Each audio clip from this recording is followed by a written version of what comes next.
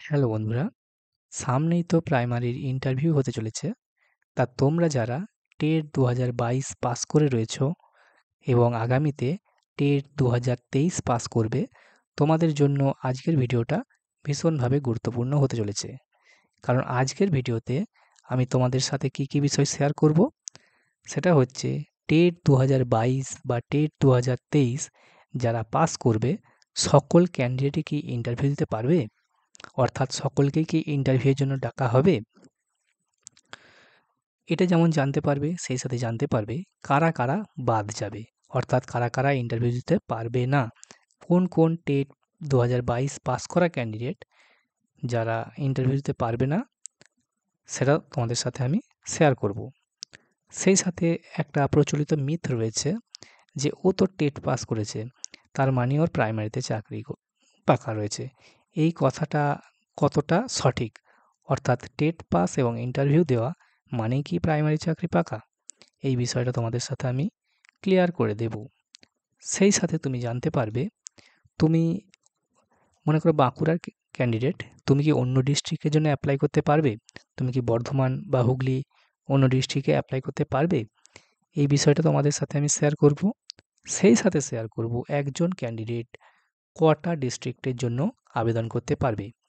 তো এটা আমার সাবস্ক্রাইবাররা মূলত প্রশ্নটা করছিল যে আমি পুরুলিয়ার বাসিন্দা, আমি কি দার্জিলিংয়ের জন্য অ্যাপ্লাই করতে পারবো? এই বিষয়গুলো আমি পুরোপুরি ক্লিয়ার করে দেব আজকের ভিডিওতে। তাই ভিডিওটা তোমরা প্রথম থেকে শেষ অবধি দেখো, তাহলেই তোমরা বিষয়টা স্বচ্ছ ধারণাটা তোমরা পেয়ে যাবে। নমস্কার, আমি হচ্ছি Joydeb sir, assistant teacher under the government of West Bengal. তো চলো ভিডিওটা শুরু করি।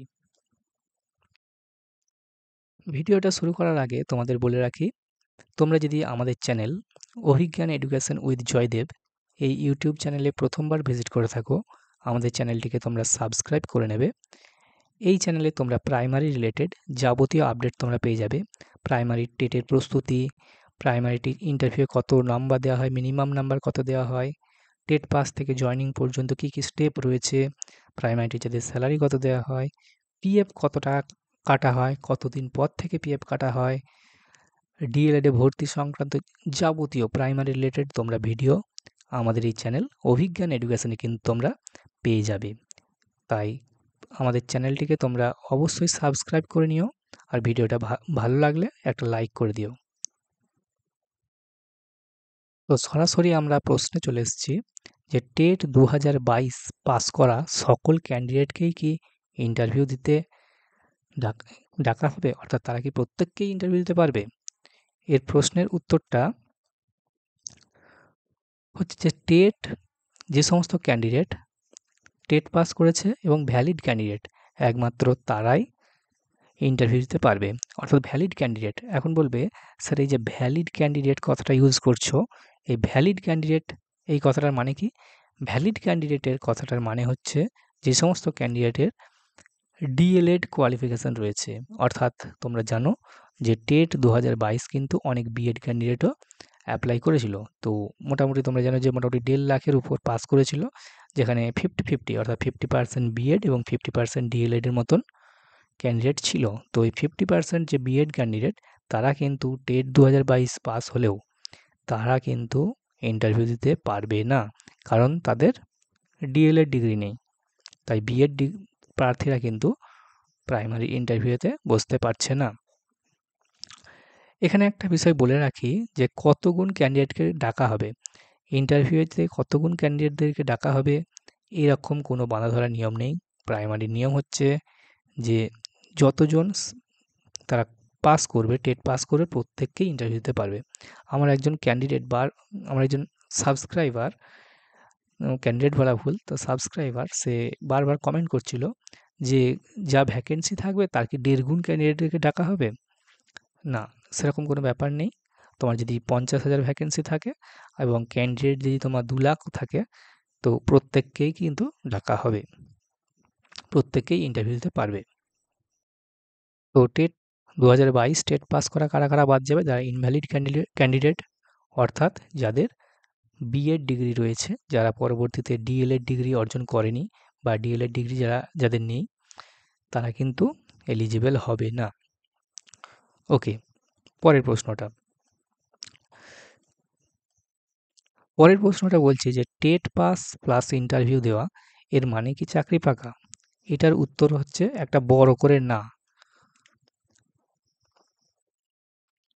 তোমরা অনেকেই শুনে থাকবে যে অনেকেই বলে ও তো টেট পাস, ও তো প্রাইমারি ইন্টারভিউ দিয়েছে, তার মানে ওর প্রাইমারিতে চাকরিটা পাকা। তো এই ধরনের কথা কিন্তু সম্পূর্ণ ভুল। আমার অনেক পরিচিত রয়েছে যারা টেট 2017-তে পাস করেছিল এবং 2022 রিক্রুটমেন্টে যারা অংশগ্রহণ করেছিল, এরকম অনেক ক্যান্ডিডেটই রয়েছে যারা কিন্তু মেরিট লিস্টে জায়গা করে নিতে পারেনি। তাদেরকে বলা হয় আনঅ্যাবসর্বড ক্যান্ডিডেট। তো এই আনঅ্যাবসর্বড ক্যান্ডিডেট এরা কিন্তু প্রত্যেককেই টেট পাস, এরা কিন্তু প্রত্যেককেই ইন্টারভিউ দিয়েছে এবং এরা কিন্তু প্রত্যেককেই চাকরিটি পায়নি। তো এটা ভেবে নেওয়ার কোনো মানে নেই যে টেট পাস করেছে এবং ইন্টারভিউ দিয়েছে তার মানেই সে প্রাইমারিতে চাকরিটা পেয়ে যাবে। এই কথাটা সত্য নয়।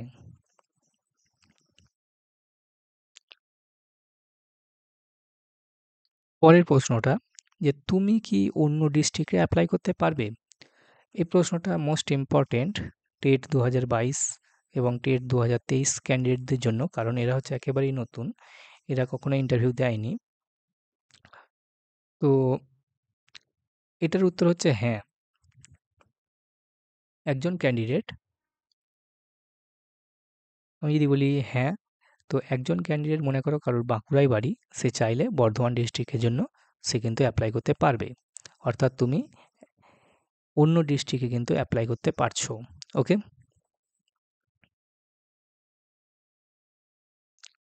পরের প্রশ্নটাও ইম্পর্টেন্ট যে একজন ক্যান্ডিডেট কটা ডিস্ট্রিক্টের জন্য অ্যাপ্লাই করতে পারবে? তো মনে রাখবে একজন ক্যান্ডিডেট সে কিন্তু একটাই ডিস্ট্রিক্ট সে কিন্তু প্রেফারেন্স দিতে পারবে। ওকে? সে কিন্তু একটা ডিস্ট্রিক্টই সে প্রেফারেন্স দিতে পারবে। যদি সে তার প্রেফারেন্স ডিস্ট্রিক্টে চান্স পায়, তো সেই ডিস্ট্রিক্টে চান্স পেলে সেই জায়গাতে তার সিলেকশন হয়ে গেল। কিন্তু যদি এই প্রেফারেন্স ডিস্ট্রিক্টে সে যদি সিলেক্ট না হতে পারে, তাহলে তাকে স্টেট লেভেল কাউন্সেলিংয়ের থ্রু দিয়ে তাকে অন্য যে কোনো ডিস্ট্রিক্টে কিন্তু পোস্টিং দিতে পারে। ওকে? এটা নির্ভর করছে কোন ডিস্ট্রিক্টে শূন্যপদ রয়েছে, কোন ডিস্ট্রিক্টে ফিল আপ হয়নি ডিস্ট্রিক্ট কাউন্সেলিংয়ে, সেটা নির্ভর করছে স্টেট কাউন্সেলিংয়ে সে কোথায় পাবে।